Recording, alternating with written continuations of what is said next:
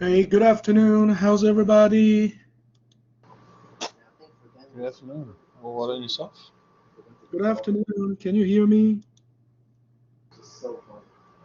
Hello? Loud. Hi there. Yeah. Can you hear me? Hi. Oh, guys, Hello. can you? Can you guys hear me? Hi, Uh, Professor. Hi, can you hear me?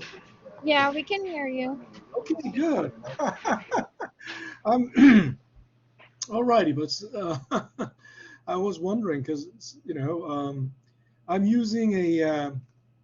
using a dual monitor now, so this is a new setting, and I'm using a headphone. The only way I can um, uh, utilize the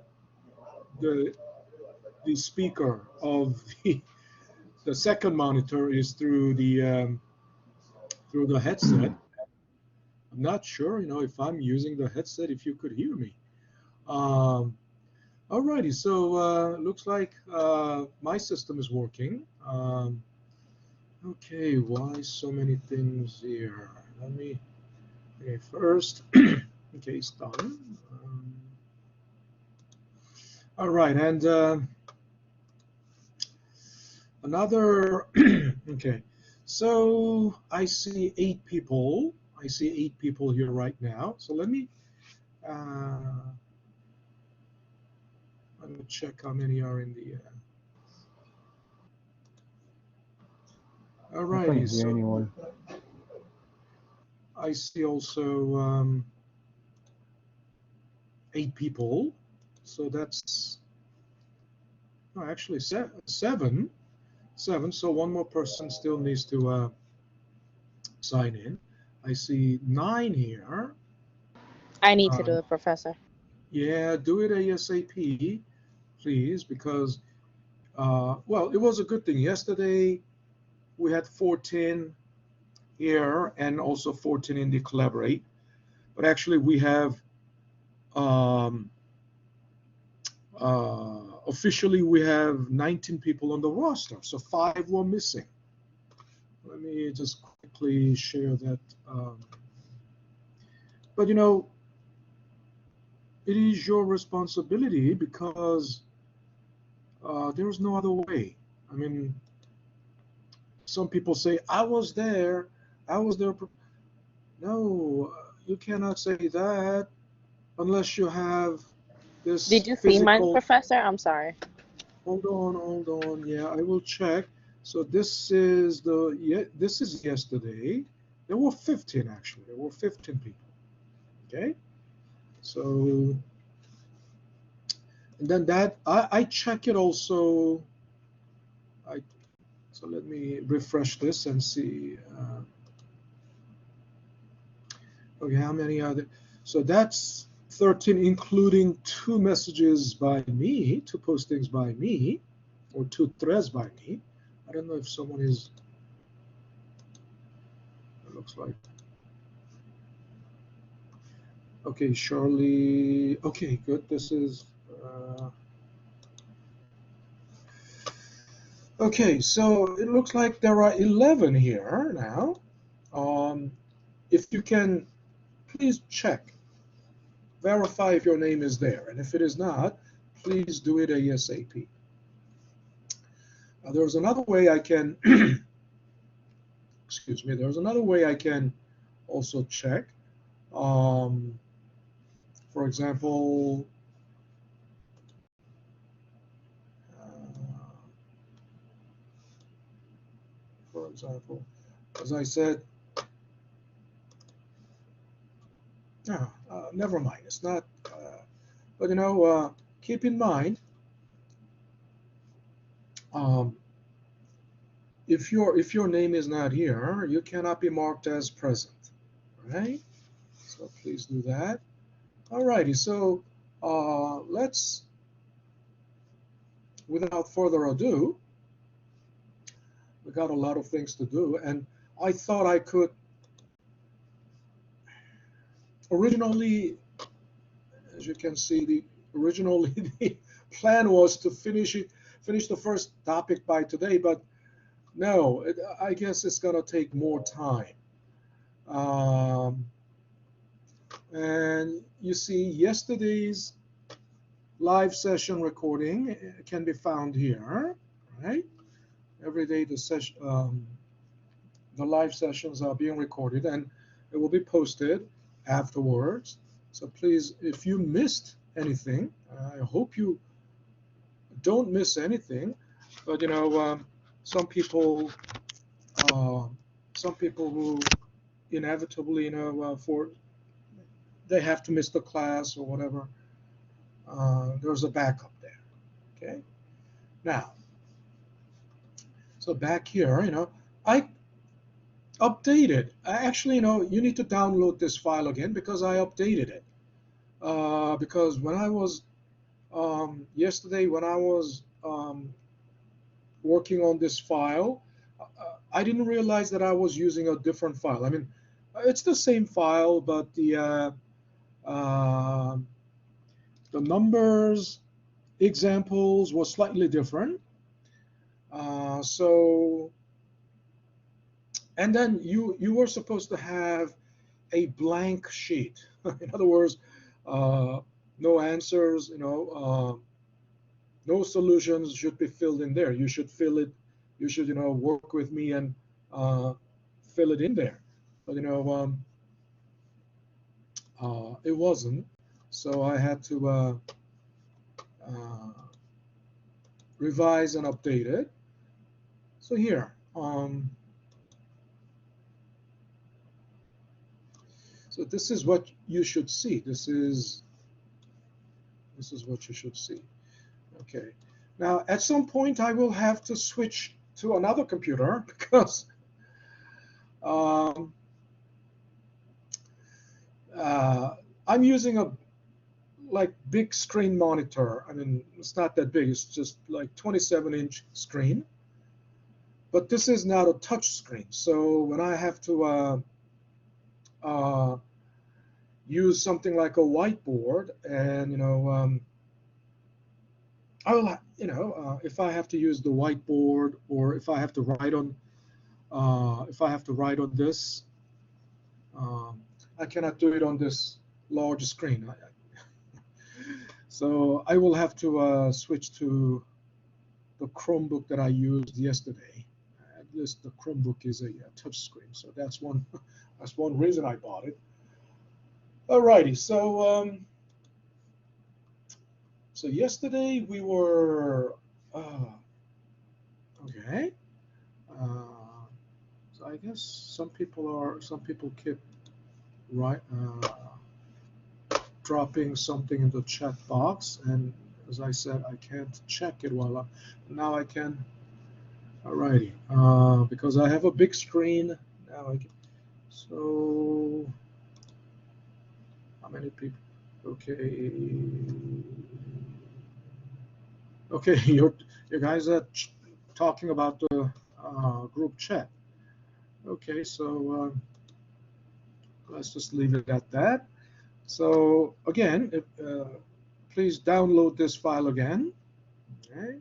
Now, so we did this exercise yesterday. I'm not gonna go over this again, but we did it yesterday. Our next question is, the time is not necessarily given as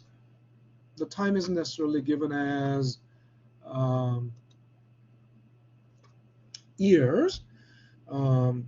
So if you think about it, I told you yesterday that there are two types of financial markets. One is called capital market, and the other one is called money market. Remember that? And the capital market is a long-term financial market. Money market is a short-term financial market. And in short-term financial market, literally short-term means less than 1 year. So lending and borrowing happens. Lending and borrowing happens with the maturity less than 1 year. So short-term lending is like, lending money for 90 days, 30 days, 60 days, borrowing money for 90 days. So it could be, so T doesn't have to be necessarily years. In our example, previous example, it was all years. But think about it. So let's go to this one. At the bottom tab, you will see exercises, right? The third bottom tab says exercises. So let's go there and do a little exercise here. First of all, suppose you have $1,000 and you put it in the bank for 180 days. Or you lend it for 180 days. Okay? So obviously it's not, it's less than a year. 180 days is half a year. So just to make it interesting, let me make this 120 days.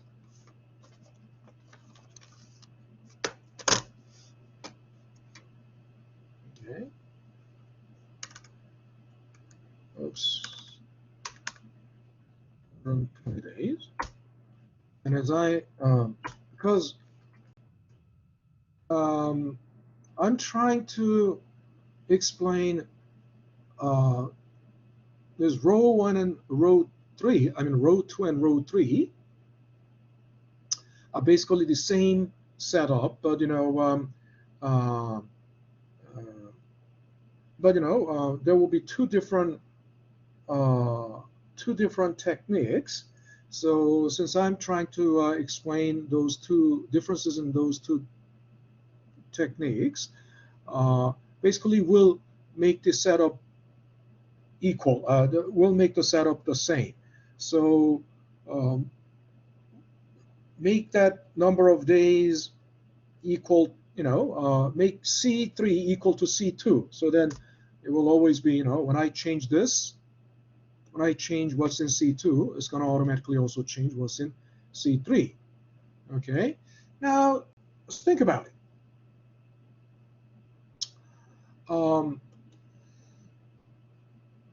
Interest rate is always annual. All the rates are expressed as annual rates. Annual. In finance, all rates, or in economics, all rates are basically annualized, annual rates. So that means 6% is what, so 6% is what you will get if you keep it in the bank for 1 year. But if you're keeping it in the bank for less than 1 year, of course the adjustment will have to be made. And also it's also, called, there's another term for that, proration, right? It should be prorated. So the idea is simple. 120 days is like 1/3 of a year, right? Isn't that right? So we can easily turn it into years, and it's going to be a fraction. So you might say, you might think, 1 year is 365 days. So I'll simply divide it by 365, and it's going to give me the fraction of year that 120 days is. Yeah, that's the correct idea, but there are two ways to count the number of days here. One is called, okay, I guess someone needs to, mute. All right, thank you, appreciate it. One is ordinary interest year, and the other one is exact interest year. Or that means exact interest year means exactly, literally, exactly 365 days a year. But ordinary interest year counts 1 year as 360 days.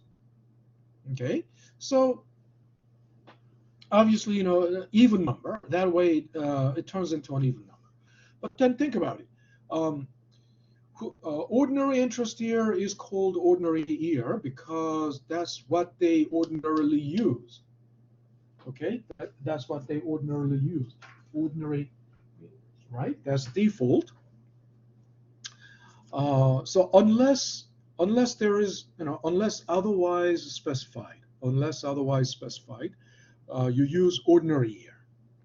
Okay, use ordinary year. So in the first example, we use ordinary year, and then ordinary year will be, this divided by this. It's going to be 0.3. It's not dollars, it should be just, number, right? And then if you just second example is, I'm gonna get to that later. Okay, so by ordinary interest year, if you calculate the interest only, right, then it's, interest is P times R times T. This is, time has to be in years, right? Why? Because interest rates are always annual, unless the time is also annual, right? Unless time is in years, right? They don't correspond to each other. You cannot multiply 6% to 120 days. You don't. That's like, you're earning, 6% daily, right? There's no. I mean, I wish there were some interest rates like that. Then it's like, annually it's going to be 1.06 raised to 103.65. Huge interest rate. But interest rate is, since interest rate is basically expressed as annual, the time must match that too. So the time has to be always in years. So if the time is given as days, then you must convert it into years. Okay? Then the future value, if you got this first, then the future value will be simply principal plus interest, or you can do also P times 1 plus R times T, right? And then you get the same result.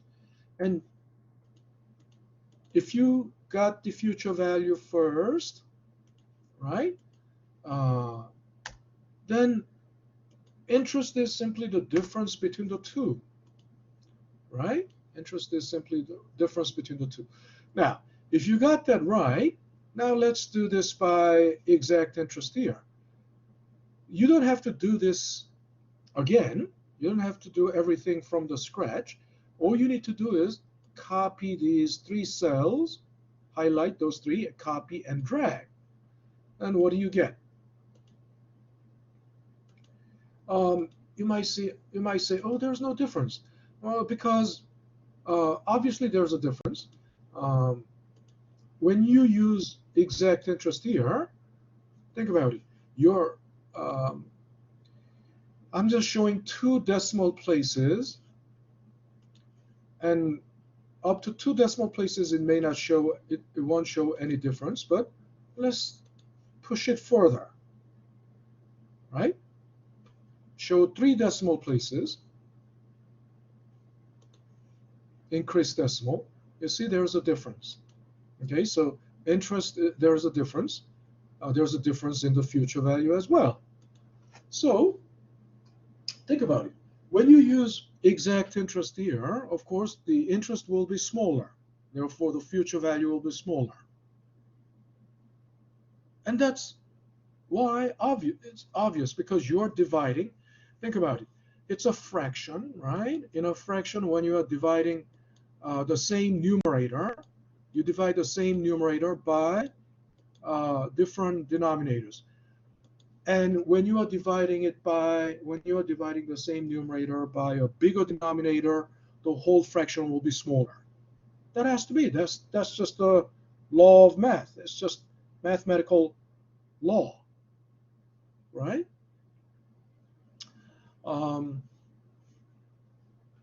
So then that brings us to wonder, why would they use exact interest here if the interest is smaller?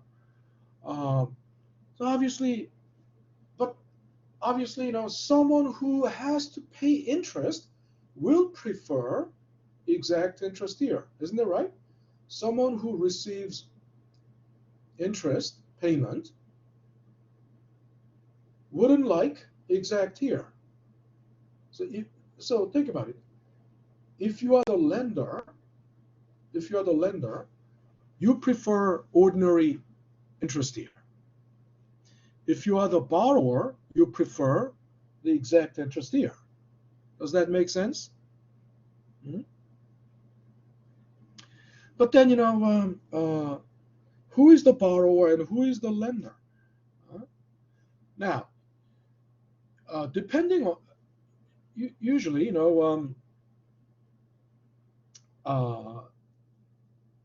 this is determined by the banking industry, right? Banking industry determines this. Not when you put your money in the bank for 30 days and you demand ordinary interest here. No, it doesn't work. Bank doesn't. And if you're putting your money for 30 days only, right? If the intention is, obviously, if that is your intention, you shouldn't tell it to the bank. I mean, you put your money in the savings account, and if you tell them, I'm going to keep it there for only 30 days, they won't be happy about it. And who's going to pay 6% to, even 6% annual interest rate, right? And for 30 days, of course, it will be adjusted. It will be prorated, but they won't be happy to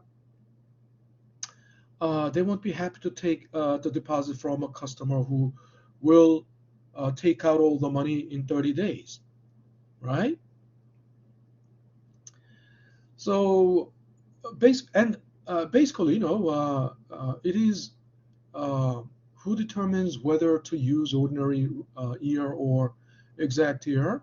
It's the banking industry, right? Banking industry is the major player here. And also, time can be given as weeks or months. And we all understand. Then we need to also convert it into years because the rate is always annual. And we all know 1 year is 52 weeks. 1 year is 52 weeks. So if that's the case, we'll just simply make adjustment, right? By dividing that 25 weeks, right? Okay, I don't know. The whole thing is, I guess, in. So I think I will need to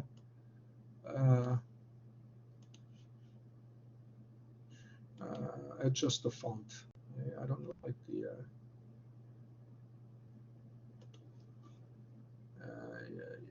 Oh, not only that. Let me change the whole thing. You see, if you pay attention, if you select this corner, if you click this corner, the entire spreadsheet gets highlighted, or grayed. What does that mean? By clicking this corner, you select the entire spreadsheet. And then if you want to apply certain format, uniform, so that it will be uniform. And uniformity is very important because when you submit homework, and if it is not uniform, I mean, you use all different fonts, all different font sizes here and there. If there is no nice, clean, neat uniformity, you'll get points off, a lot of points off. Why? First of all, that's not professional. It needs to look professional. It needs to look neat, professional. You have to always, bear in mind that someday when you are in the workforce, when you have a job, all your work, how neat it looks, how professionally neat it looks, You will be judged by that. And even in college, I've seen I've been teaching more than 20 years, almost 25 years, on university level and in graduate schools, and even in college. Some students, when they are when they submit the homework, they just scribble. They just scribble by with hand.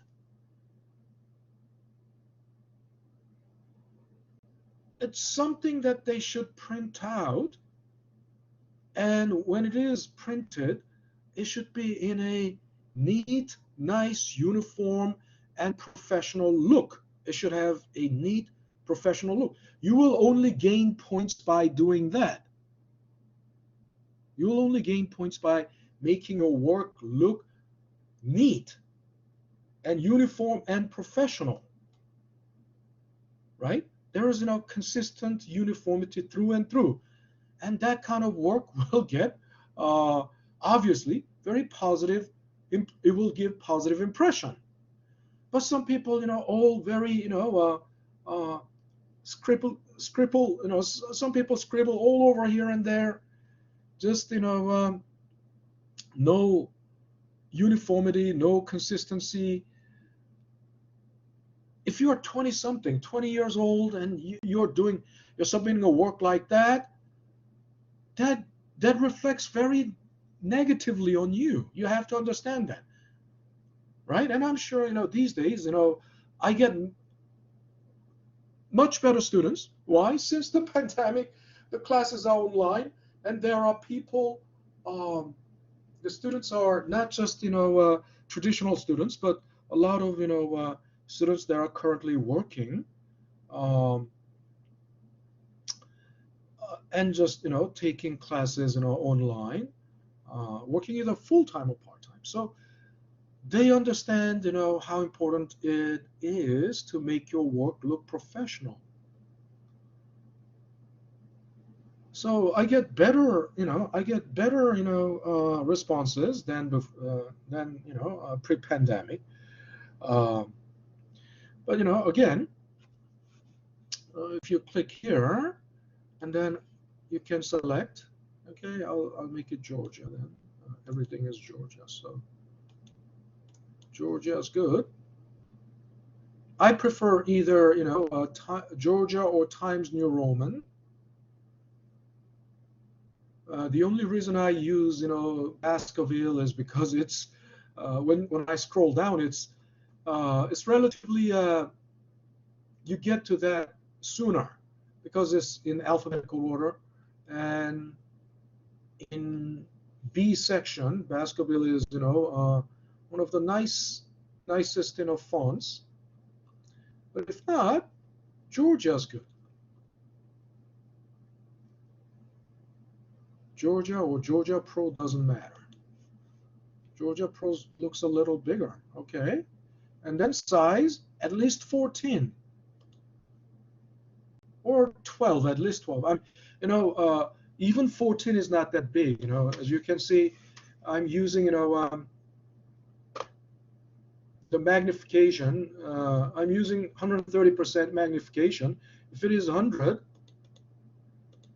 it still looks decent, right? It doesn't, but if people submit the work with very small font, like 9, 11, I just can't, I just can't tolerate it because it hurts my eyes, Fine prints. Who likes fine prints? Small fonts, pain in the eye. I don't want to lose my eyesight, right? I don't want to lose my eyesight, sooner than, unexpectedly sooner than, hopefully I won't lose any eyesight until I die, but suppose, at least for the next, I'm 60 plus, so I'm, hoping to live, at least 25 to 30, if possible, and I want to live 40 years more, but for the remainder of my life, at least. I don't want to lose my eyesight, or I don't want to, even now my eyes are strained so much. By the evening, my eyes get so heavy and so tired, and so I can't even keep my eyes open. So if anybody submits a homework that shortens my eye health, that hampers my eye health, obviously that kind of work cannot get good impression, right? Um, so anyway, that way everything is in a uniform, right? Now, about the decimal places, you don't need to have too many decimal places because it's meaningless. If you put too many decimal places, which is not really significant. I mean, these many decimal, no, 2 to 3 decimal places always. But don't round it up to integer. We need some decimal places, but ideally, 3 decimal places, I would say. 3 decimal places max. Okay? Because 100th is 1% of 1, right? So usually 100th, you don't even go you generally don't go below 2 decimal places, 100th. But if we push it further, 3 decimal places would be nice because all the commas are by 3 digits, right? So 3 decimal places, that's going to be 1,000th. Still, if it is still, it could be meaningful.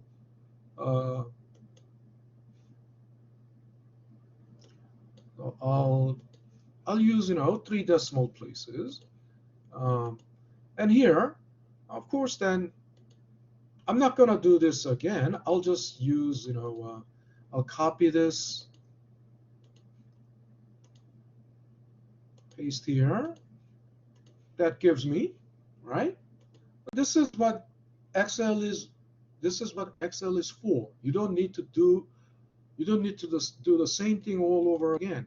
It's the same formula. It's the same formula, right? It's the same formula. Why do you have to do it again? If you did it by yourself, once is enough, because by doing this once, you have proven your ability to do that. And by copying and pasting, it's not plagiarizing. I mean, it's not like copying and pasting somebody else's work. You just copy and paste your own work, so it's not plagiarism, right? Some people were, in the early days, like 20 years ago, when I demonstrated this in front of the other faculty members, and Josh Wolfson, who is the current chair of the accounting department, he was, he was expressing his concern that, wouldn't this, with all the plagiarisms, thriving, all the plagiarisms, plaguing the academia, the students, will, isn't this just, encouraging the students to plagiarize? No, it's not plagiarism. And even 20 years ago, Excel wasn't necessarily a new thing. Excel has been around at least since early 1990s. So copy and paste is nothing new. It has been known to the business world and the academia, or people who use Excel. It was nothing new. And it isn't plagiarism because you are not copying somebody else's work. You are just copying your own work. You're just saving time, right? Now, next, what if it is, 375 weeks? If it is 375 weeks, then obviously that's more than a year. Now then, I'm going to copy and drag it down, but then I will need to make an adjustment. First of all, now why? Why is it doing? Well, when I drag it down, C7 is correct, right? 375, but the denominator is now pointing to I7. Why? Previously, 52 is in I16. And as you drag it down, it also moves. So it's pointing to completely, nothing. It's pointing to a cell that contains nothing. So if you don't want that to happen, what you need to do is you need to lock this. Locking means, if you hit function key F4, it depends on your computer. It depends on your keyboard setting. Some keyboards you can hit just F4 and it's gonna work. But some keyboards, some computers, you'll have to hit both function key and F4. Okay, so if you do that, you will see $I $6. It's not, yeah, $I $6. That means you're locking into column I. That means I'm locking into column I and locking into row 6. So then it will always be pointing to I6. Okay, so hit enter, and if I drag it down, see, everything will automatically adjust. Now it is still pointing to I6. Okay, so then that's 7.212 years. Automatically, everything will, right? Now, if you understand that, next one, I'll just copy this, the first one. Now, in this example, time is given as month. So you're lending $1,000 at 6% for 9 months, right? So then what's going to be the future value and what's going to be the interest? Well, I'm going to, I copied the first 3 cells. By selecting just one cell, it's going to work. When I click paste, it's going to paste it into these 3 cells. So paste, but then it's going to be still, because I locked it to I6, it's going to still point to this. But look, 1 year is 12 months, so this has to change. It's going to be I10. It will have to be I10, and I'm going to lock it again because, oops, what happened?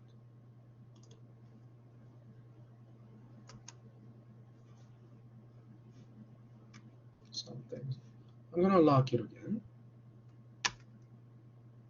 Now, so my keyboard is crazy. Yeah. Hit F4, right? And then now it's gonna always, no matter what you do, as you paste, drag and copy and drag, it's gonna still point to this. Hit enter and highlight these 3 cells, and you drag it down. Okay, there you go. Then 145 months, of course, that's going to be this many years, 12 years and something, right? and future value is going to be. So everyone got the same result?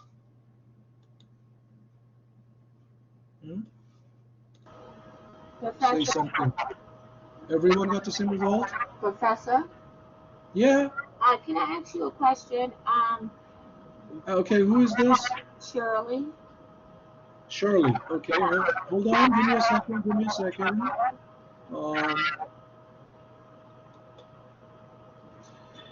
Yeah. Go ahead. Okay.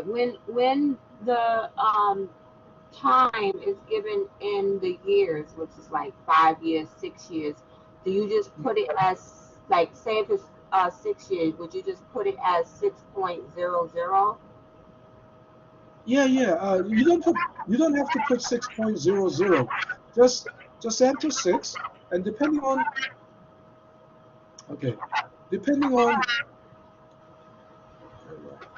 Because I saw a question in the homework that said something about borrowing $15,000 at, just say, 6% for 6 years. So the years was already given. So I'm just asking how do you.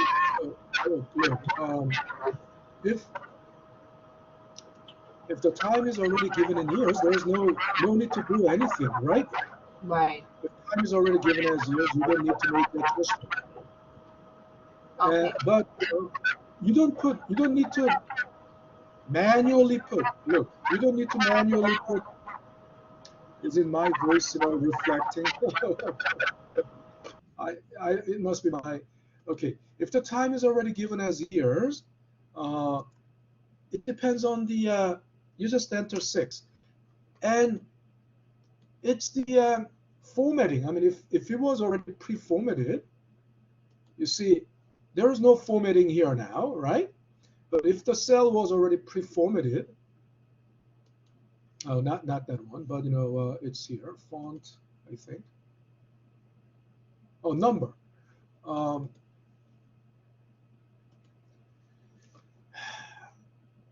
If it is by default, it will be general. General means it's just like text. You enter 6, it's going to be 6. But if it was already pre-formatted as number, right? If it is already pre-formatted as number, you enter 6, it's going to automatically turn into 6.00. You understand? If this thing was already pre-formatted as currency, it's going to enter dollars. Depending on, I mean, if you are in Europe, it would automatically pick euro. Also in accounting, I mean, it will pick dollars, right? If this is percentage, if it was pre-formatted as percentage, if the whole spreadsheet or this individual cell was already pre-formatted with some format, some type of number format, right? For example, if this is percentage, you enter just 6. If you enter 6, it's going to turn it into of course, it's going to turn it into 6%. You have to be careful. Sometimes if you enter, you saw that a while ago, you entered 6 first and then turn it into percentage, it's going to turn it into 600% because obviously 1 is 100%. So just to avoid that, if you want to show 6%, enter 0.06, right? If the cell was already pre-formatted as percentage, enter 0.06, then there's going to be 6%. Now, what if you wanted to enter 6.25% or 6.175%? Okay, let's try entering 6.175. You see, it's not going to give you 6.1. What you will need to do is 0.06175, and then it will automatically round. It will automatically round. Don't let it round. Don't let it round because rounding can cause optical illusion. I mean, Excel knows, although it is showing it as 6%, Excel knows it is 6.175. But to the viewers, I mean, if you are presenting it to some audience, the audience won't know that. So you need to, if you have, as I said, you need to use at least 3 decimal places. Increase decimal. Okay, then it's gonna show full extent. All right. So it is,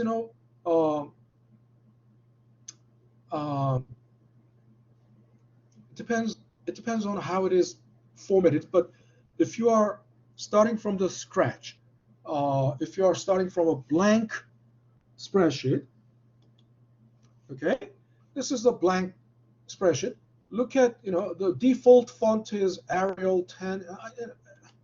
I don't like, as I told you, it's very small. Font is very small, and when you are dealing with numerical data, if you're dealing with a large set of data, if the font is small and unattractive, it makes your eyes so tired.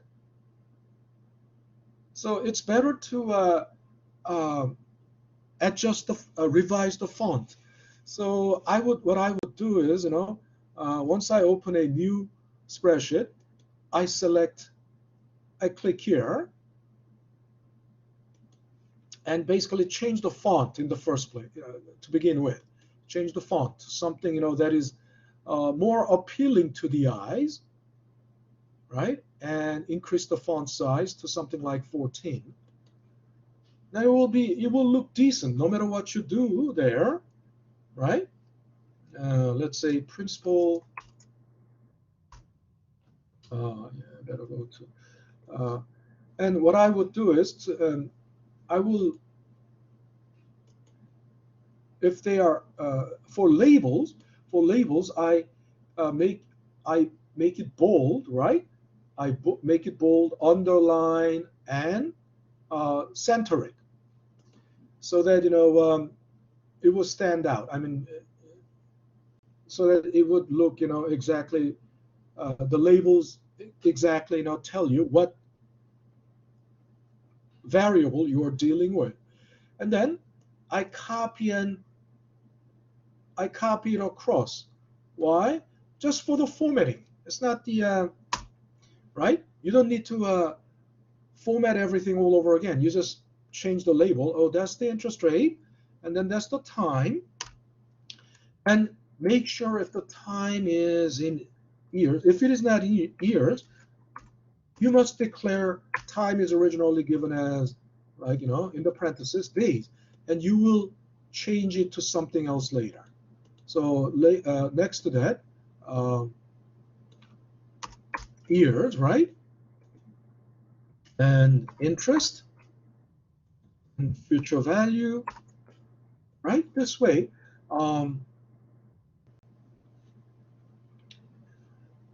And then you make adjustment, whatever, of course, now it is 100%. If I blow it up to 130%, it looks much easier to, it's a lot easier to see. So then enter whatever. Oh, what was the principal? Oh, $3,000. Okay. Interest rate. First, there was no, these cells are not pre-formatted, right? So you enter it in raw numbers, right? Like raw numerical values. If interest rate is, let's say, interest rate is 7 point, let's say 7.25%. Then you enter, don't enter 7.25, enter 0.0725, okay? And then number of days, let's say that is 45 days. We're gonna convert it into years later. Now, I have a question. oh, hold on, let me finish first. Let me finish. Okay. So then now we are going to format this This one now you give it dollar sign. This one you give it percentage. But again, Excel automatically rounds it. So give it three more decimal places, right? Something like, at least 2 to 3. Okay. But in this case, 2 is enough because 0 is not meaningful, right? The last 0 is totally, it has no meaning, right? So, but it's okay. Sometimes you may have, interest rates that are even to the third decimal place. And then I use separate, just like this, I use separate table. I'll copy this. I use separate table, and so that I'm going to use that to turn it into years. So unless otherwise, as I said, default is ordinary year. Unless otherwise specified, unless otherwise instructed, assume ordinary year. Okay. There you go. We have it in years now. Now, our final answer is future value. So always for final solution, use yellow highlight. Okay, I've been telling there's a convention. I mean, this is not just my own preference. It's not my thing. It is a general consensus that in any mathematical Excel modeling world, the final solution is always highlighted by yellow. It's an emphasis, and then it's the brightest color. Anybody would, it draws attention immediately. It draws attention immediately to that cell. So okay, then P times 1 plus R times T. This is the T, not this, right? And then hit enter. And if that's the future value, then interest alone is the difference between future value and the principal. And this is sort of like a secondary solution, right? For secondary solution cell, use something like a lighter color, lighter highlight. Okay. So, and then once you're done, and if there are more problems, there's only one problem. You highlight that and put a border line around it, thick outside border. Of course, if there are more than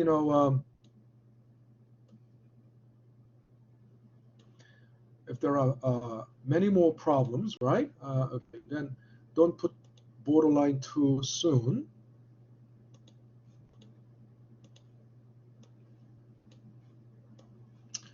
I will need to okay, remove no bottom border. There is no bottom.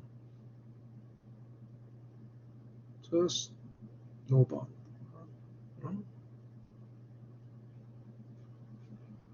Okay, let's get rid of all the border first, and then if there are 10 problems like this,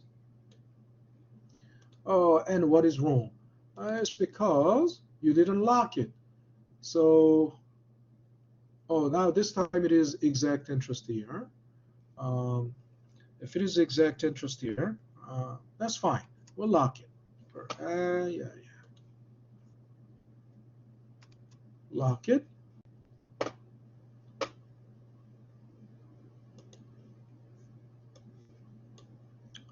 And if you drag it down, and then now this is the time to put a border, thick outside border, right, around it. Okay, so this is how you do it. Okay. Alrighty, who had a question? Somebody had a question, right? Question. Someone had a It was question. me. Yeah, so I wanted Yeah. to ask more about the homework. How are Is it Hawa? yes. Okay. Yeah. Go ahead. I wanted to know what do we have to do for the homework and when is it due and how much is it count Okay. on our grades, basically. That's it. Ah. Look. Homework.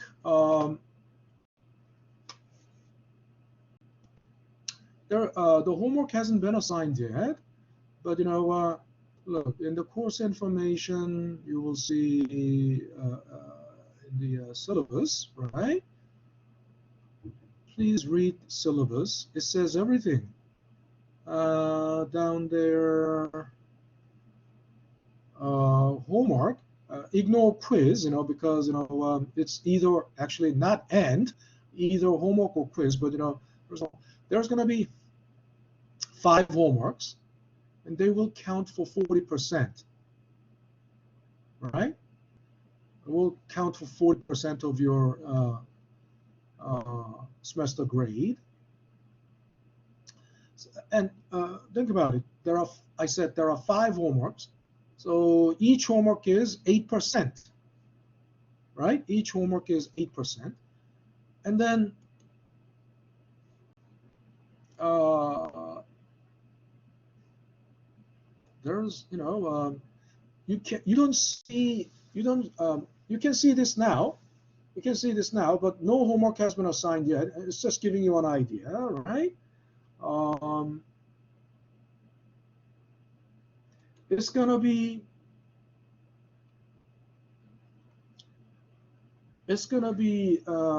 announced not today. Look, uh, you can see it now, but it's gonna be posted on July 22nd, which is tomorrow. So wait for it. Okay, please wait for it. Um, and of course, if you can see it, through my screen. But there are assigned problems, right, from the book. But I even gave you a screenshot of that. So you'll need to do these according to how according to how you were taught, and you have learned. Basically, I've given you all these lectures, pre-recorded lectures. So if you have studied them, you can do it. You just follow how it is taught, how you were taught. Um, this is topic 2. Topic 1. These videos are already there, right? They are all active. They have been released in advance. So you are supposed to study in advance, study these videos in advance. And if you studied, and as you're studying, you just don't watch it. That's not studying. You uh, emulate what I do in the video. In other words, I'm demonstrating how to solve this problem by building Excel model. So you need to exactly replicate it. You need to reproduce it. By doing it, then by reproducing and replicating it, you will learn and understand how to build a model to solve a problem in Excel. But if you're just watching it, that's nothing. It's futile. This class is not about watching how it is done. This class is about watching and replicating, reproducing how it is done. And the videos can be paused, right? You can pause the video, and a certain particular segment of the video, you have to replicate the work. You need time, so you pause the video, replicate the work. And if you're, if you forgot how it is done, replay, and then pause and replicate how it is done. This is why I'm releasing the videos 2 days in advance, always. So even if we don't have time to, regurgitate everything, I've been telling you, the collaborate session is only, it's not the main lecture. Main lecture is the pre-recorded videos. You can take as much time to watch them.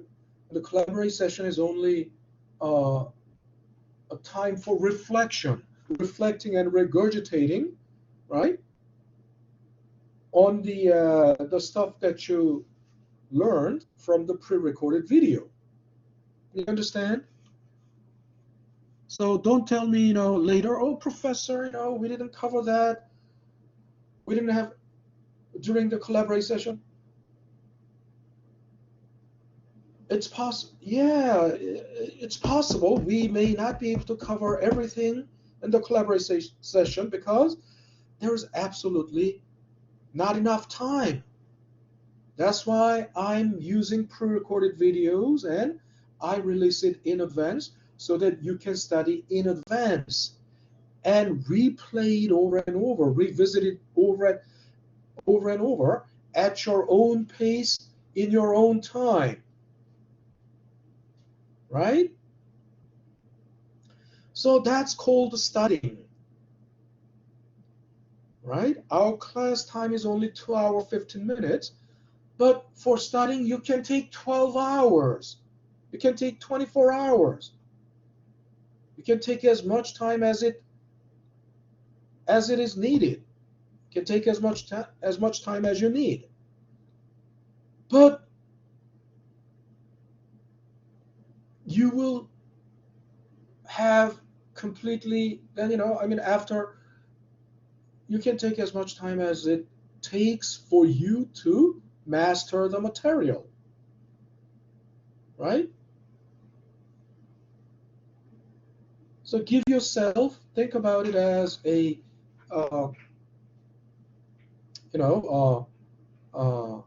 practice time to make it perfect. I mean, think about it. If you learn martial art, let's say you take, taekwondo class, you go to taekwondo class. I mean, the taekwondo class may be just 1 hour.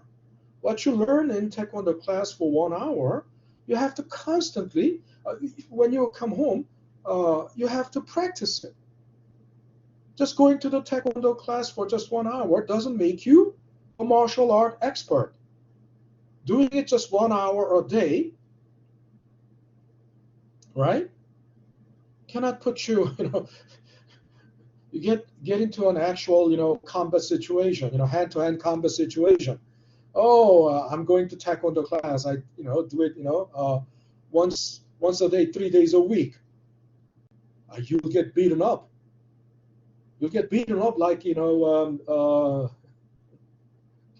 miserably. You'll get your ass kicked miserably. Why? Just attending taekwondo class 1 hour a day for 3 days a week doesn't make you a black belt or doesn't make you a Bruce Lee. It doesn't make you any,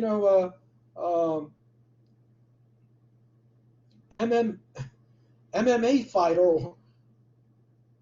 You may take the class 1 hour a day, but it takes the whole day of practice. You understand? Every day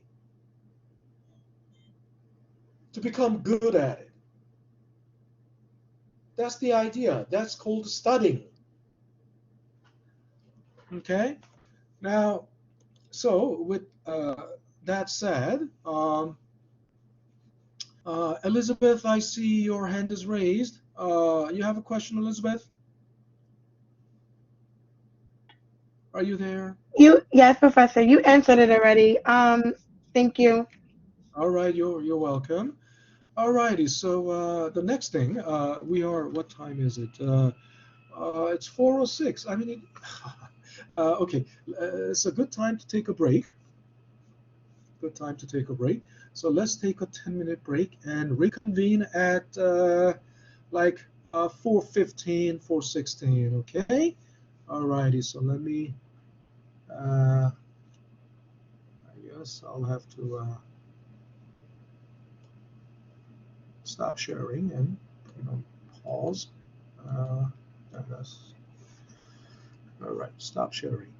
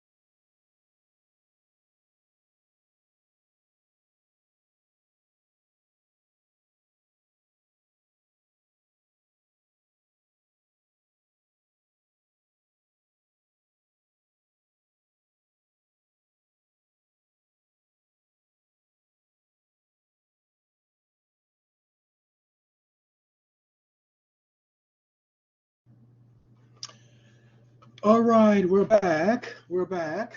Um, so let's go to the next example, right? Next example. So we go back to, we're going to go back to the simple interest rate. And so now it is, uh, we're not going to do this because we already did it. Let's do this. I mean, this is not that difficult. Um, I believe you're. So we don't know if it is, month or days. I don't. So let's not do this because I think this is month. These are days. But the actual problems will, actual problems will tell you whether it is, days or month, right? But we can do it. For example, if this is months, right? We'll divide it by. So it looks like it is months, right? Must be days, right? Because, yeah,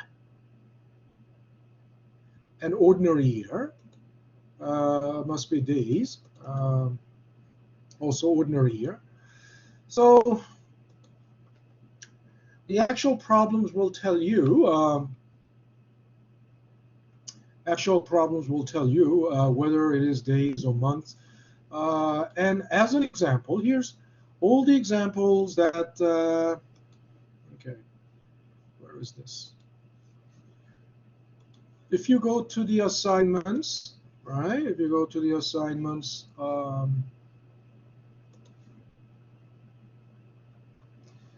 whatever is grayed out, you can see them. But this one you can see. This is 210 practice examples, right? Well, I made screenshot of all of the examples, and I made screenshot and um, compile them into a PDF file. So here you will see whether it is days or what the time is in days or weeks or months. It is telling you.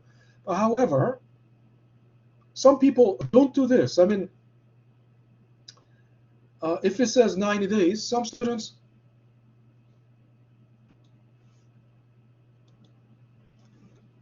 this is just some students will do this.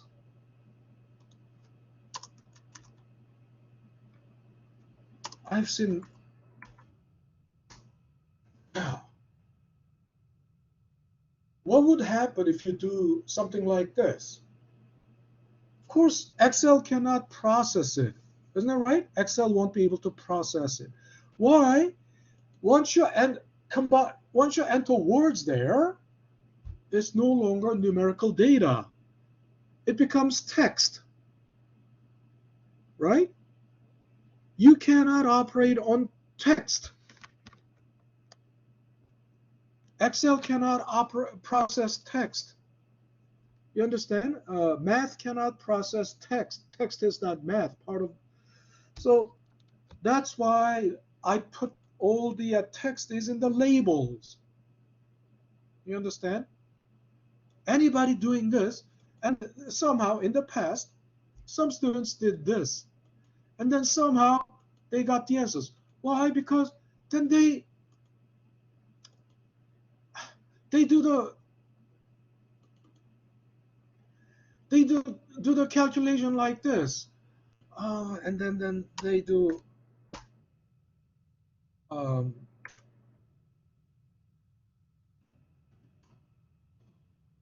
and 45 divided by 360. You can still get the answer, but this is such a, what should I say? This is very, isn't this very defying this. This is defying the whole purpose of doing Excel. Why? This is not energy saving. Isn't it right? The reason you are doing Excel, using Excel, the reason you're using Excel is to save your time and energy.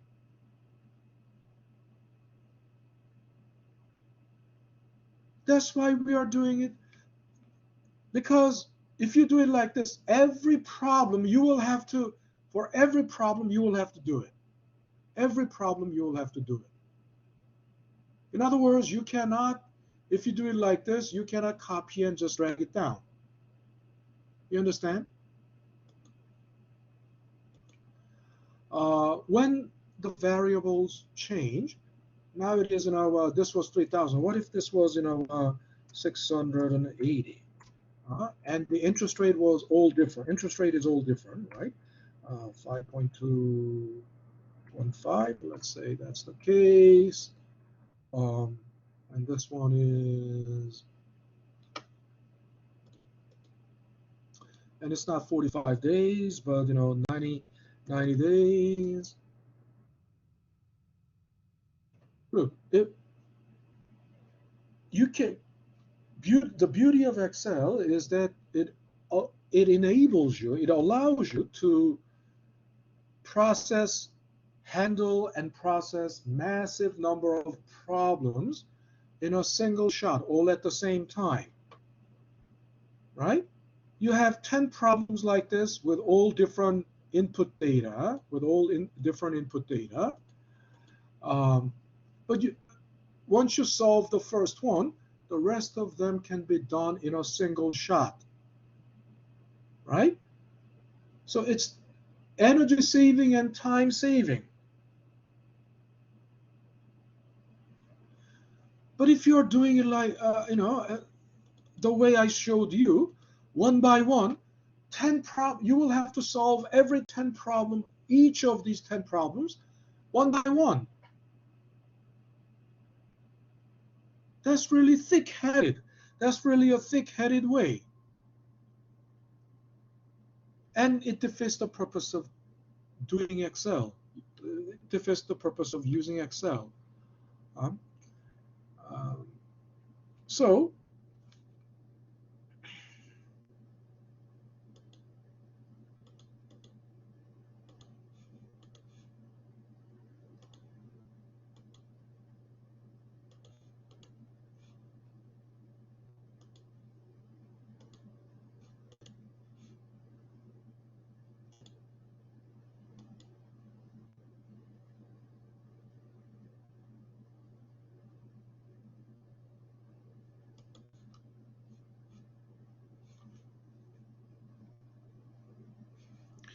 all right, so I guess everything was okay. Back to normal.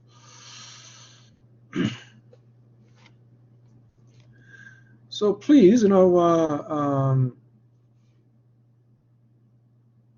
was showing you, the just because in the problem they gave you 90 days, don't enter 90 days. Don't only separate the numerical data from the text. Separate the numerical data from the text, right? Don't input 90 days, the word part, don't put the word part into the data cells, right? So then our next example, so let's figure out here in this example. It says principal is $500, interest rate is 9.99, 100 days. What is, of course we know that 120 days is 1/3 of a year, right? And then it's not a difficult thing. It's just P times R times T. Yes. But then our second problem, Principal is 500, interest rate given. We don't know time, but interest is known. So then our question is, so what is the time? How do we solve for that? How do we solve for it? So here's the thing. I'm gonna have to switch my computer. So this is because this 27-inch monitor is not a touch screen. That's the pain. So let me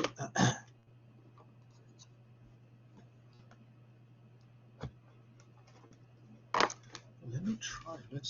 I will have to draw it with the mouse.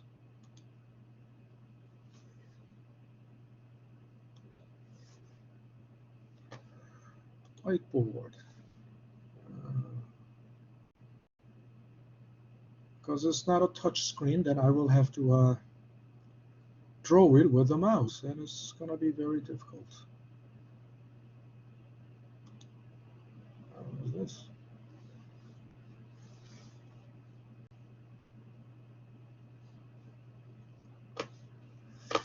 Okay, now draw. Okay, it's very uncomfortable drawing with the mouse, so I can't help it. I will have to switch to another computer. Give me a second.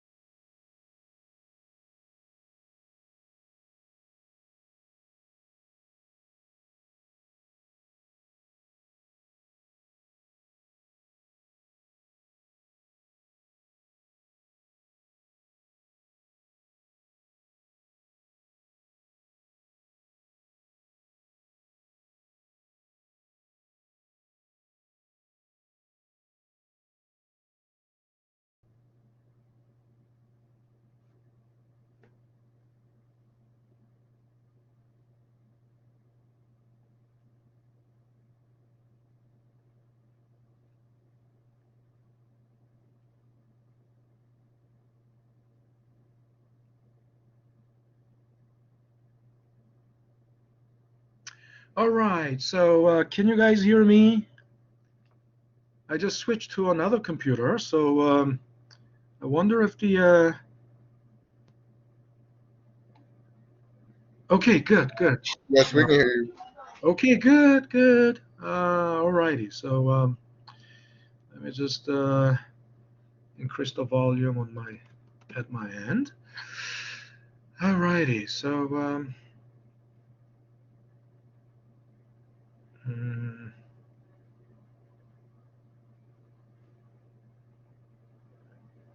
this is still being recorded, and so let me open a okay. I think this is a drawing software, drawing app called Canvas, or Canva, or Canvas, but it is really nice, actually. I think this was originally for the artist, but doesn't matter.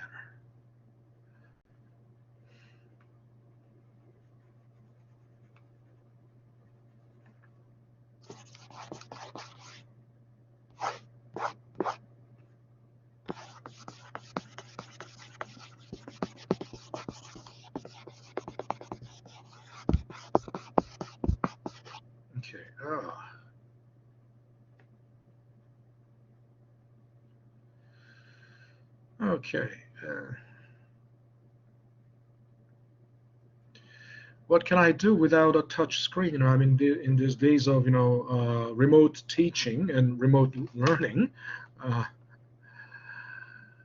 A touch screen computer is really a necessity. Okay, I'm gonna use blue.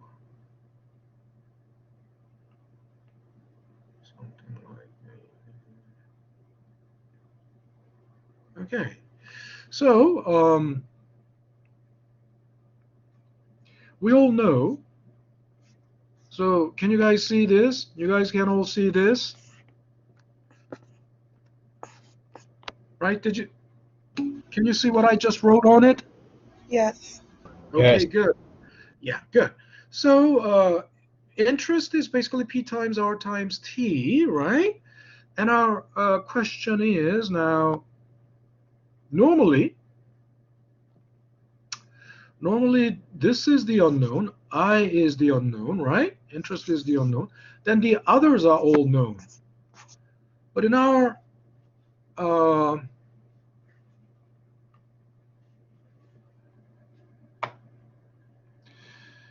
in our new example, oops, that's not, okay, I'll have to, again, I'll have to, I didn't even open that one here, okay. But in our new example, right, interest rate was, or time was the unknown, right? In our new example, time was the unknown. So let me, come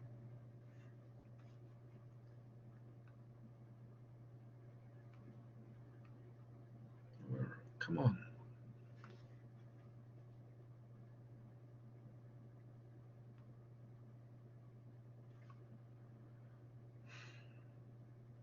Oh, no, why? Chrome.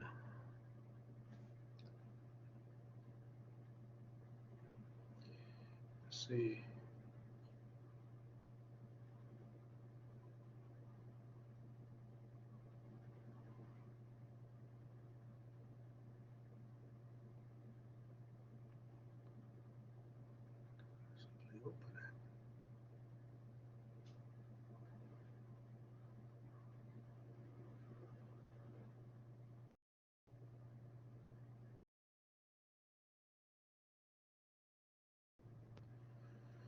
Okay, this is the Chromebook, and it's the only good thing about this Chromebook is that it is, touch screen. Otherwise, it's really pain.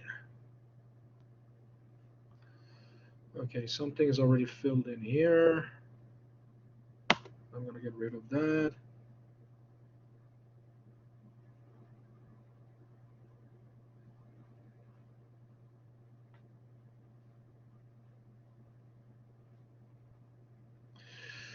So you see, time is the unknown. So then how do we solve for time? Right? How do we solve? And the next example, principal is known, interest rate is known. So time is known, interest is known.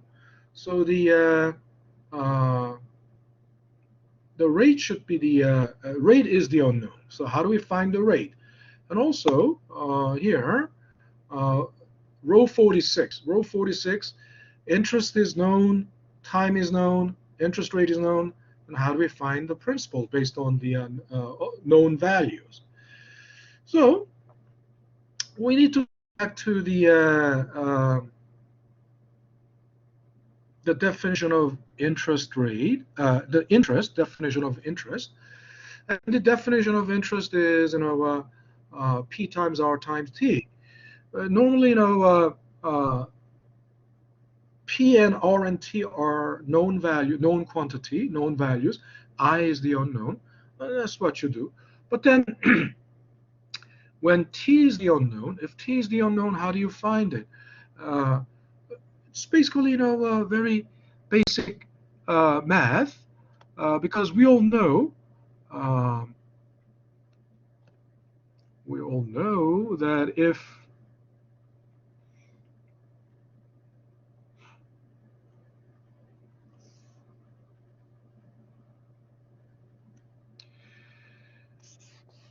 Think about it. This is the key to solving any equation. As long as you can identify z equals x times y structure, you can solve for x or you can solve for y. Isn't that right? Um, so if z equals x times y, and then if x is the, and of course, that means usually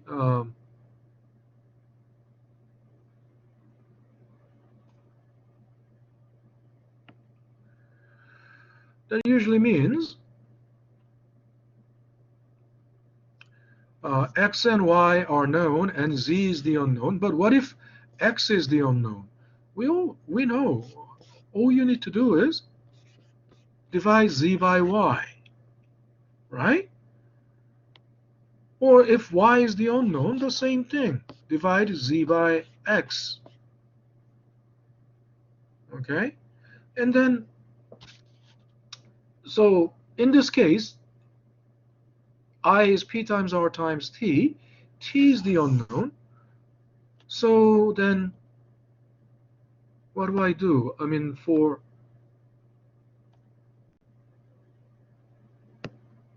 t, right?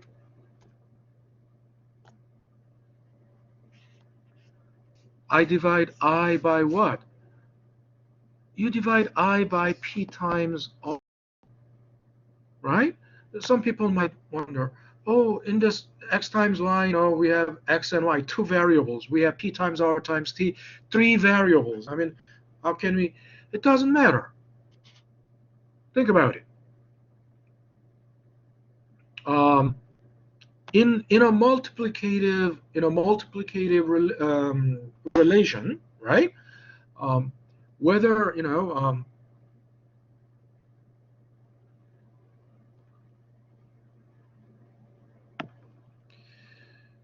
p times r times t are not necessarily individually separate terms. I mean, p times r, that can be one term, isn't it right? Product of three numbers can be broken down into products of three numbers, right? Or product of three numbers can be broken down into product of two numbers and one number, right?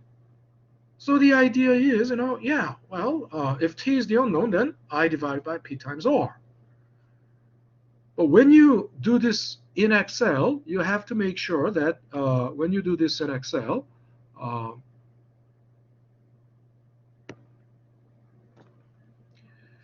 you must put this in parentheses, right? You must make sure. I'm gonna because I'm gonna tell you why. And then if r is the unknown,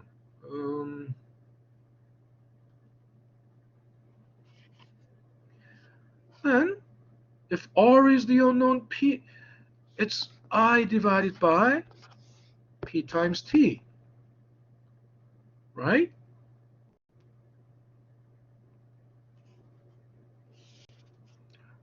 How do I, next thing, how do I move?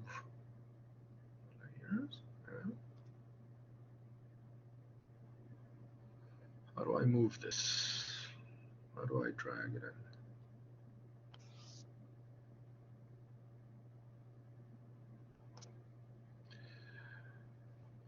And the same thing, if p is the unknown, so where should I write?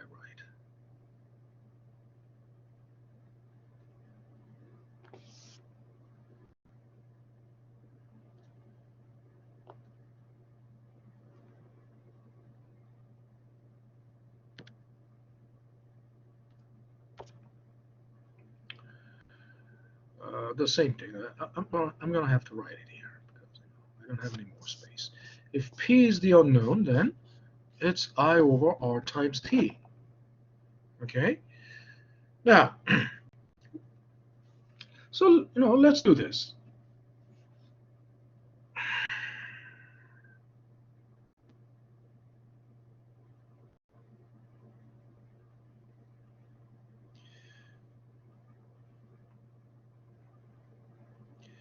So the time is the unknown. So we're gonna start with equals. You have to always start with the equal sign.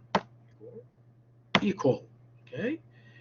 Interest divided by open parenthesis P. This is what's wrong with divided by P times R.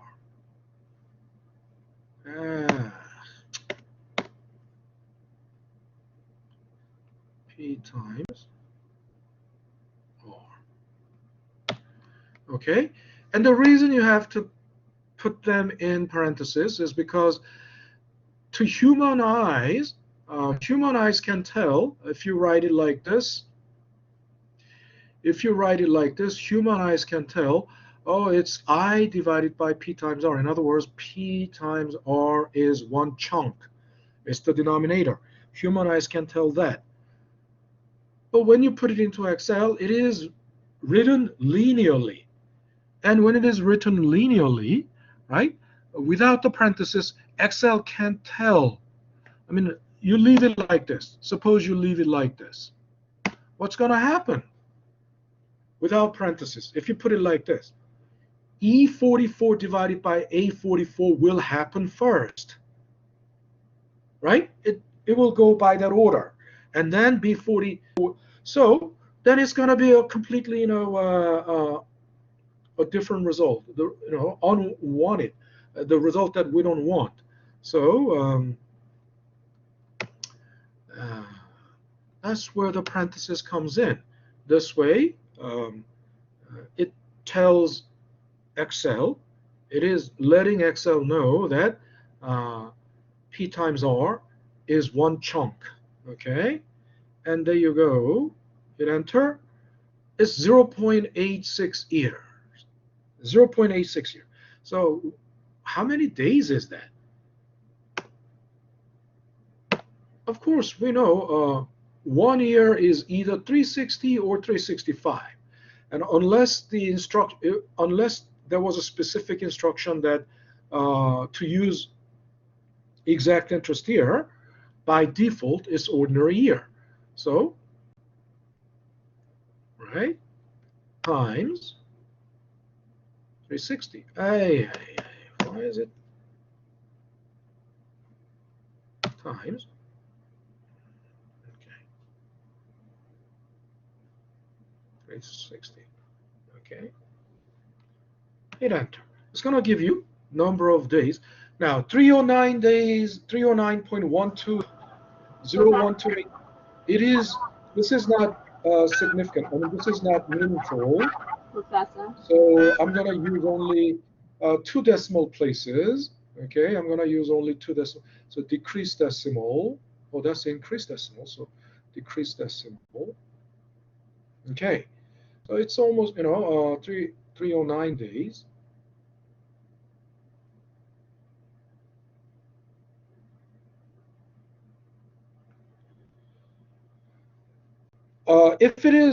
If the instruction specifically said exact year, you multiply it by 360. Yeah, someone had a question, right? Go ahead. Who had a question? I'm sorry. Could you review how did you get the 0.86 again? Okay, and who was this? Who was asking? Shirley. Okay, Shirley. Okay, we're.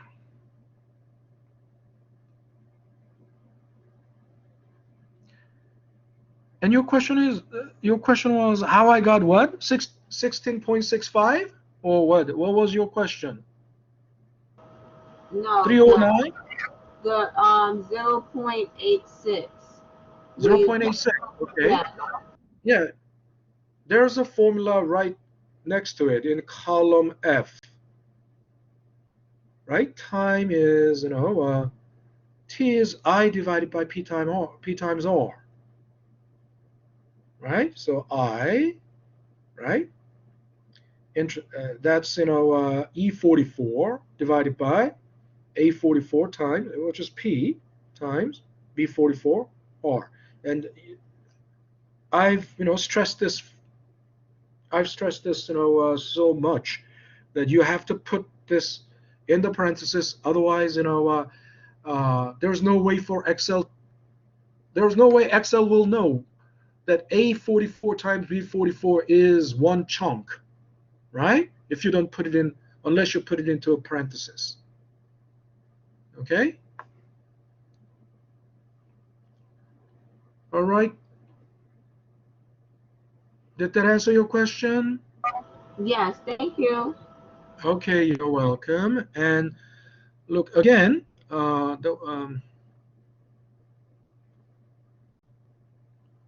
not the calendar. What is going on here?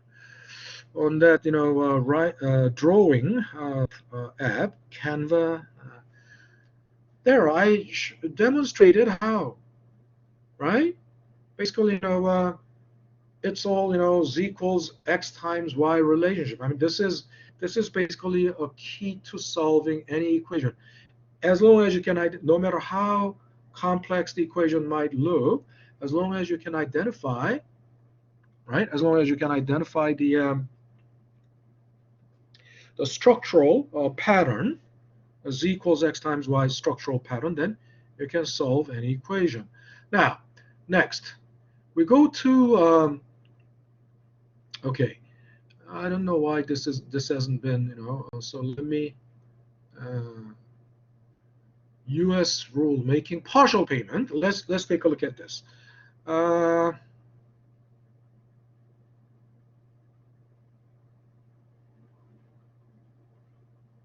But yours will be all blank, right? What do I do?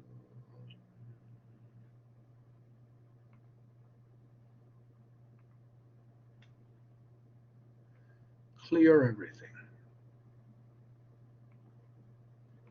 Clear contents. And then clear. Okay, so what is this problem? Let me show you. I'm sure I have this.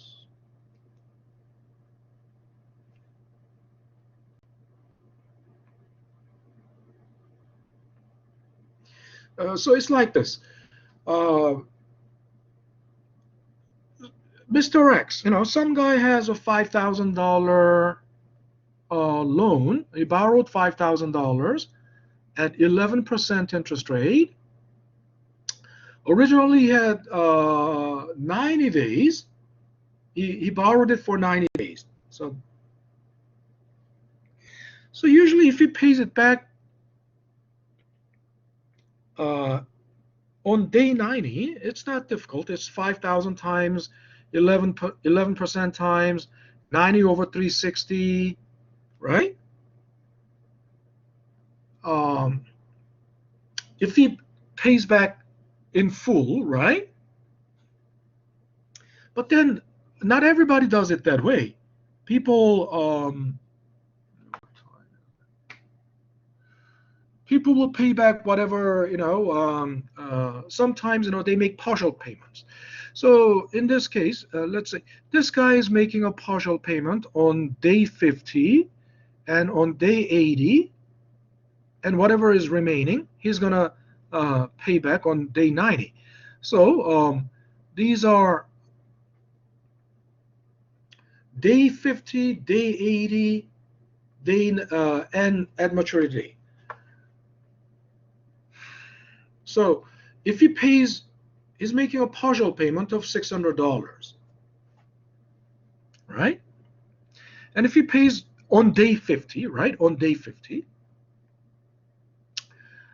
so if he's making a partial payment, the $600, you think it's gonna, first of all, if he's making $600 payment, it's not gonna reduce the balance by $600.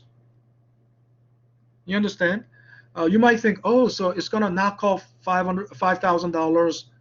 It's gonna knock off, 600 from 5,000. So he's gonna have his balance will be 4,000 4,400. No. Why not? Because this $600 payment will have to split into interest and principal. You understand? It has to split into interest and principal. In other words, this payment must cover for the interest for the first 50 days, right? We know how to calculate that. Interest for the first 50 days, not a difficult thing. First, we know 50 days is, we'll have to turn it into a partial year, right? So we divide it by 360. Then interest for the first 50 days is 5,000 times, this is, I hate Chromebook, which is doing this. But the only, as I this Chrome, if this was not touch screen, I would have already thrown it out over here. 857 times 11% times, okay, and then T. And then that is the interest for the first 50 days. So this splits into this and this. So then whatever is left after paying interest is the principal paid. Isn't that right? The principal paid is therefore the difference between payment and interest.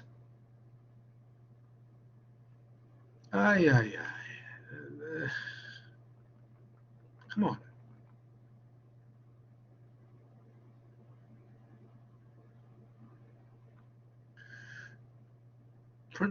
Payment, the partial payment minus interest, then that's the principal paid, right? Everyone is clear about that? Out of $600 partial payment, right? 76 is the interest and 523 is the principal. Now then the principal will have to go down by as much as this. Principal will have to go down by as much as this. Isn't that right? I already built it in here. In other words, so next,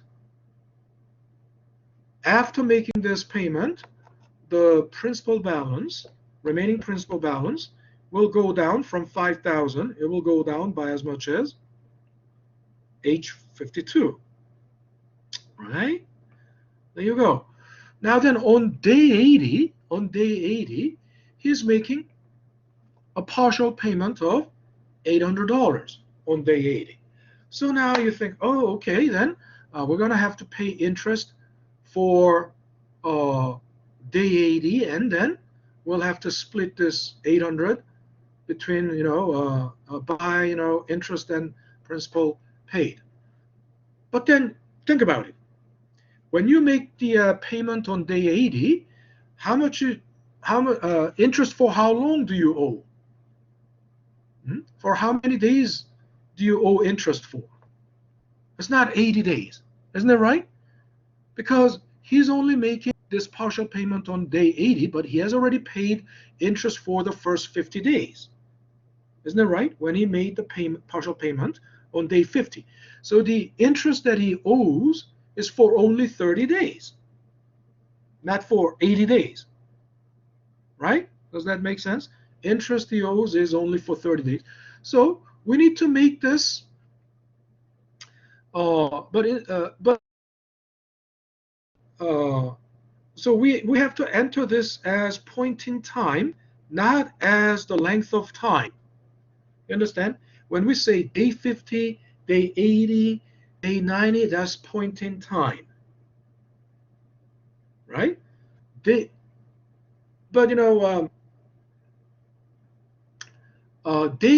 50 is also point in time as well as length of time, because it's the first 50 days, and the interest you owe the interest for 50 days, so it's also length of time. But on day 80, the length of time is only between the two interest payment, between the two payments on day 80, the length of time between the first and the second payment is 30 days, right? Length of time is not 80 days. So we'll make that clear here. So time in years is all in length of time. And we can do it. Some people want to enter 30. Some people want to write in 30 there manually. No, you don't write in anything manually.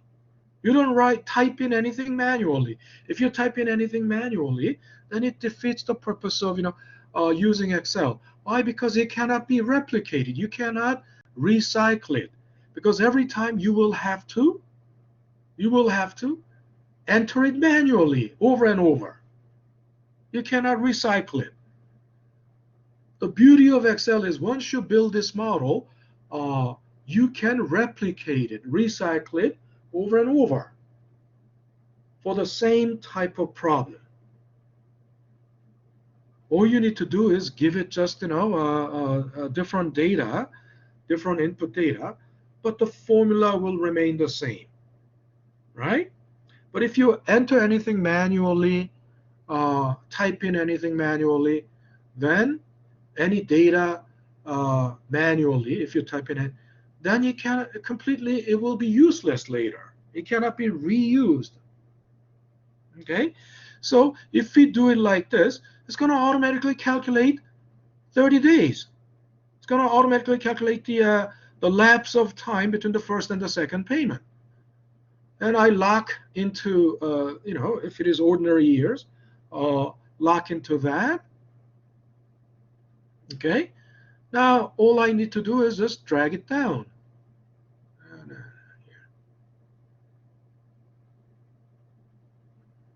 Okay, now the interest for the 30 days is calculated.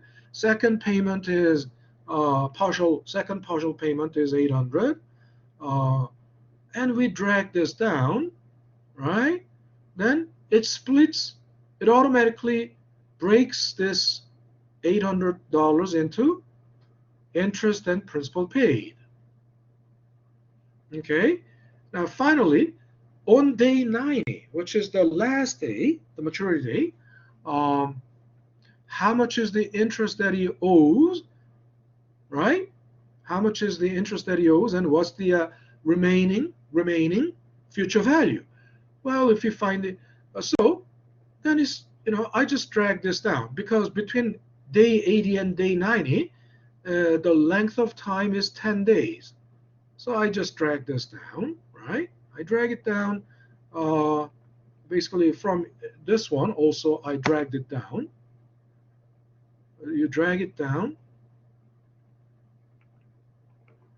And here, it automatically finds 10 days and turns it into partial year. And then the interest is 1136. That's the interest for the last 10 days, for the final 10 days. And then the future value is, of course, here,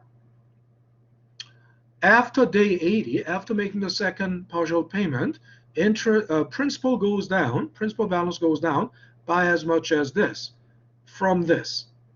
Yeah, that's what you see there. Come on, open up. Okay, that's what you see there.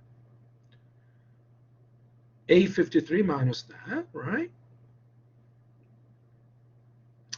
Then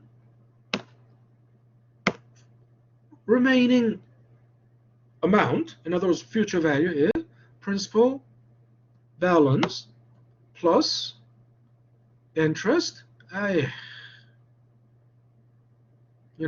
It's A54.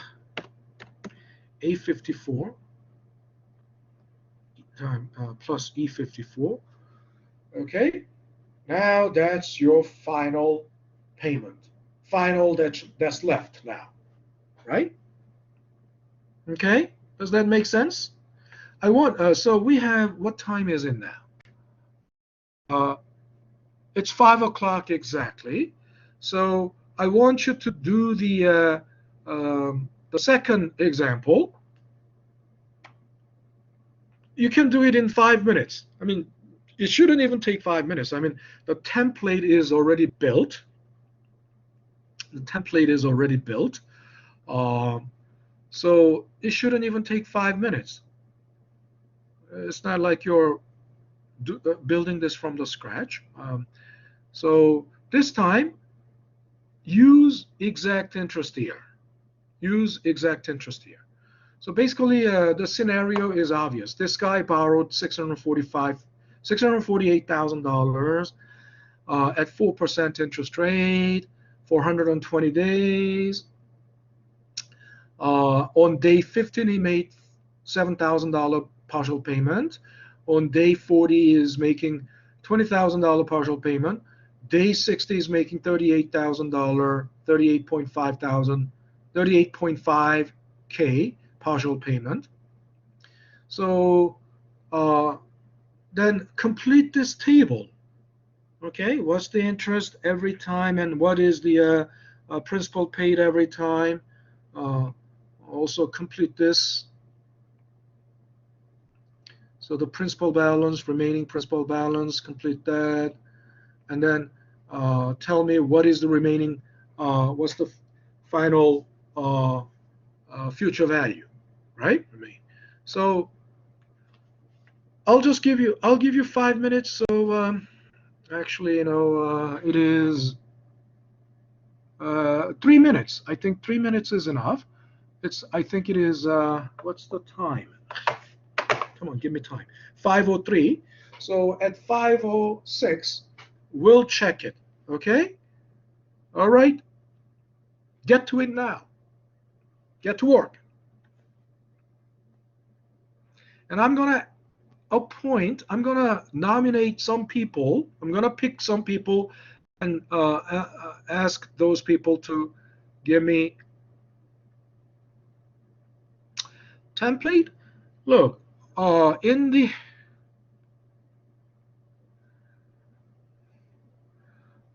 topic folder, right? What's the course material topic 1, Excel file. Okay. All right. 3 minutes. Hurry up. And when I ask you questions, and if you give me satisfying answers, I mean, great answer, 2 points. Good answer, 1 point. Average answer, 0.25. Okay.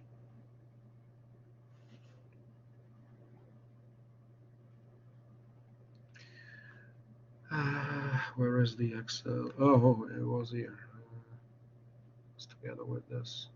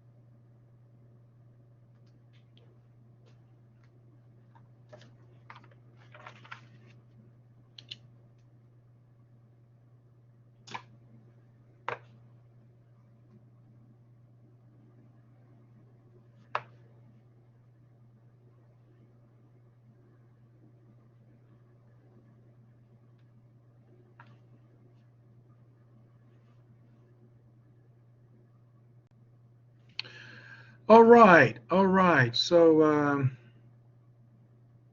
all right. So let's do this together, right? Let's do this together. So, um, the example that I showed you a while ago, it's LU 10-3 practice quiz. You know, basically, we understand the narrative is really obvious. I mean, it's not there's nothing uh,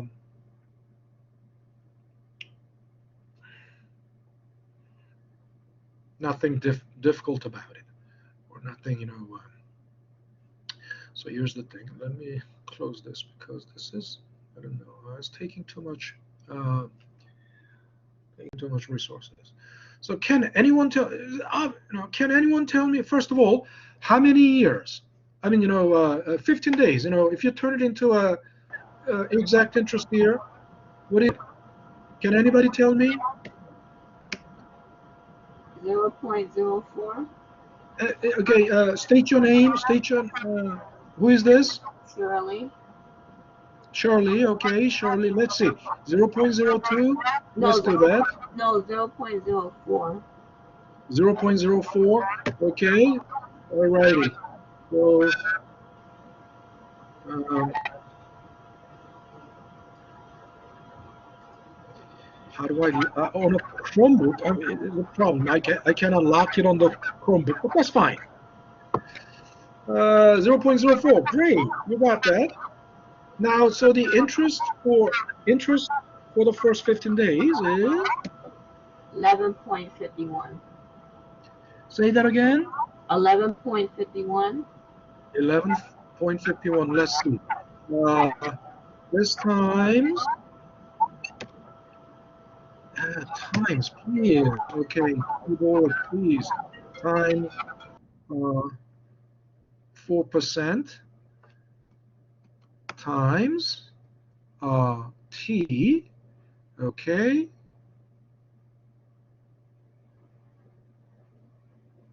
What? 11 point something? Uh,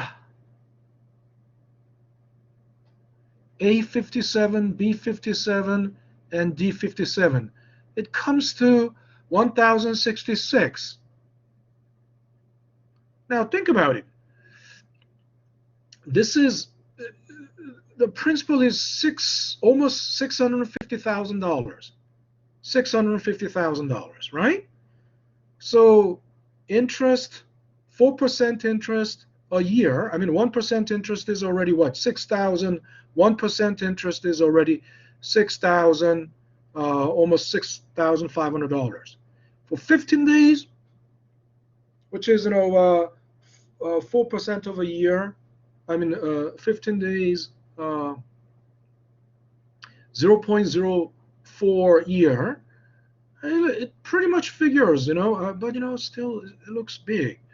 Let me see if this is correct. 15 divided by G. Yeah. So interest P times R times T. Okay, perfect. So that is the interest. Okay. Um, it cannot be $11. I mean, it would be in the order of something like this because the principal itself is like $650,000, right? Then how much is so he made a partial payment of 7,000. So how much is the principal paid? Anyone? How much is the principal paid? Come on. This is 7,000 breaks into 7,000 breaks down into breaks into interest and the principal paid. So what should it be? By the way, Shirley, I'll give you 0.5. Okay. So anyone?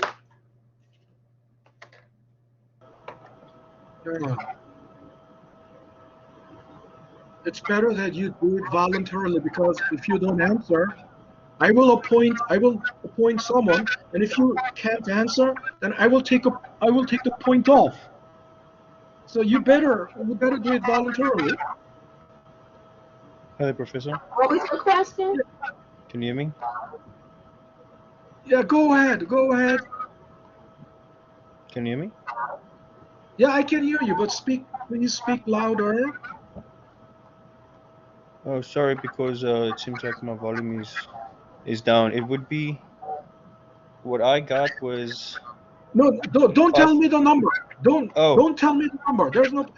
Tell me the how to do math. it? Okay, so it's going to be equal Mm-hmm. E54.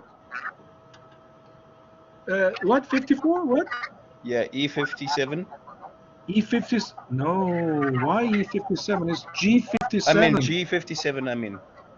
Mm-hmm. It's going And to then? be G57, and then you're going to Mm-hmm. minus that, Mm-hmm. and that minus is going to be E57, E57. and then you're going Okay. to. This is what. Okay. It was the column width. Yes, Yeah. So if you expand the column width, you will see. I Good. just And did who that. will? That Yes. was Eugen. Who? Eugen. EUGON. E-U-G. Okay. E-U-G-O-N. Eugen. Okay. Yes. Alrighty. You got 0.5. Now, principal balance. Can anybody tell me now how much the principal balance is now? What? Anybody tell me? A50 Shirley, A57 A minus yes, A57 minus H57. Yes, H57. There you go. And who was this? Shirley. Shirley. Okay, Shirley, I'll give you 0.5, another 0.5. Now, let's see. Okay, come on. Go away. This thing is, why is that? It's covering. Okay. Alrighty. Now, so on day 40, he made $20,000 payment. So we turned this 40 days into a year, but it's not 40 days. I mean, it's between the first payment and second payment. How many days have lapsed? Of course, we know you don't give me anybody. We know it's 25 days, but we don't need the number. Give me the math. Anybody will give me the math? Okay, Professor, can you hear me? Yeah, go ahead, please. The math is going to be equal C58. And You should start with the parentheses, yes, open parentheses, open parenthesis. and C58. And then what I did was I divided that by No. No? If you divide it by G58, J, you mean, bro? If you look, it's not 40 days. You are not paying interest for 40 days. You paid interest for the first 15 days already, right? The first payment was made on day 15. This is not 40 days, but day 40. On day 40, you are making the second payment. So between day 15 and day 40, how many days? I've been telling you, there's a difference between point in time and length of time, right? We need now the length of time. So how many days? So we know it is 40 minus 15, 25 days. Isn't it right? It's only, but don't give me the numbers, give me the math.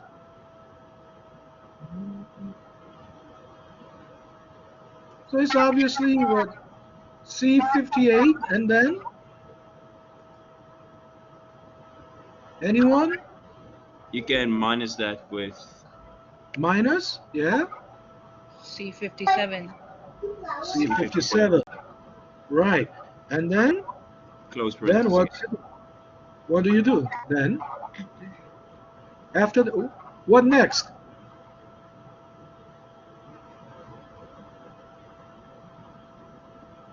C58 minus C57, and then what? You must convert this into year. Divided by 100. Why 100? I mean, there are 100 days in a year. No, but we're trying to find the percentage. J58. Percent. You divide it by what then? You divide it by what? J58. 58. J58. J58. Right? Yeah. And you're gonna lock this, but this is Chromebook, and I don't know. There's no function key on the Chromebook. This is a problem. But then I will just do. I'll just put $sign here. $sign here. Okay. So that nobody gave me correct answer here, so I cannot give you anybody any point for now. What's the interest now? So we can find interest now. What? So tell me how you find the math for the interest. So what do you do now? What do you do now? Okay. It's going to be equal A58 Okay, A58 times B58 times. Okay, times B58 times D58. D58. Great. And who was this? That's Eugen. Eugen. Okay, I'm giving you another 0.5. And then, so on day 40, you made second partial payment was this. So what's the principal paid? Wow. Hello, it's Tatiana. Hello. Yeah, Tatiana, go ahead. We're gonna do G58. Did you say G58? Yeah. What, G58 and then? Subtract. What is that? E58. E58. You're right. Now, also, you can also do, because it's the same formula as this, you can simply drag it down. Copy and paste. And basically, the same formula will be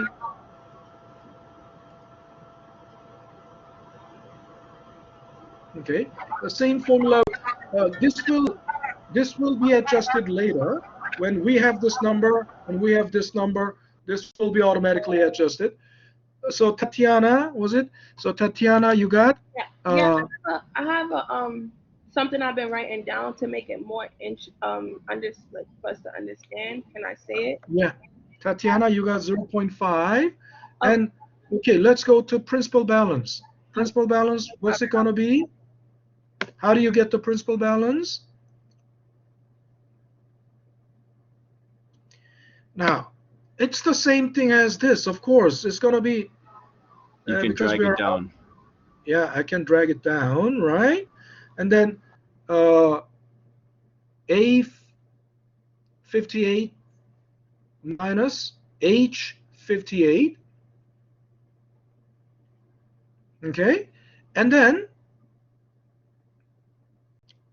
I'll also drag these two down because it's the same thing, same formula right here. Then on day 60, he's making the third partial payment, so interest for 20 days, and then turn it into partial year. That's going to be 0.055 year, and the interest for right now this is adjusted now because third partial payment is this. It splits into interest and principal paid. Right, and then the last, finally, the principal balance after day 60. This is the principal balance. Now,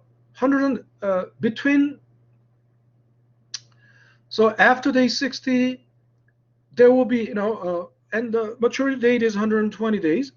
Between the difference between the two, 120 and 60 days. Of course, 60 days is going to be 60 days, but in year, right, it's going to be like, right, 120 days is, I mean, it's not 160 days. 60 days is going to be 60 days. 60 days is like, 0.164 year and interest for those. And then finally, the future value is the principal balance, right, after day 60, plus the interest for 60 days, last 60 days. There you go. I mean, we're already out of time, so I had to rush. We're already out of time. So this is the final balance he has left, right? Final balance he has left. Okay. All right. This is how you. This is called U.S. rule. Basically, when you're making partial payment, this is how you do it. All righty. So what's the time now? I mean, our class. So we are already like 10 minutes past our time. So that's it for today. If you have any questions, Can you just tell me how to find P balance? Like, what is the formula to find B balance? I wrote everything else down. Okay. Sorry, just want to write it down. Okay. Obviously, this was the principal. Look, column A is the principal balance at the beginning, right? When at the time after making this partial payment, right? So on day 40 is making this partial payment. After that, this is the principal balance left after day 40, right? And then on day 60, it's making this partial payment. So obviously, after making the partial payment, part of the partial payment is the principal paid. So after making that, principal, after making that payment, principal balance will go down from this by as much as the principal paid. I mean, it's just logic.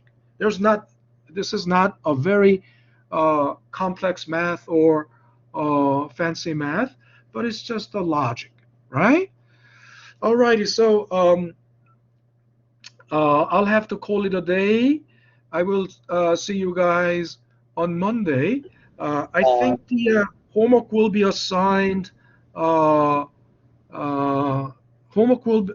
announcement will go out tomorrow, but just read it, okay? And Professor, where we can submit our homework? what? Come again? Where we can submit our homework? Follow the instruction. Instruction will, as I said, the instruction will go out tomorrow. When it goes out, then you read it and follow that instruction. Okay, thank you. All righty. All righty. So that's Have a good one. Bye-bye. You too. Take care, everyone. Thank Bye. you. Bye.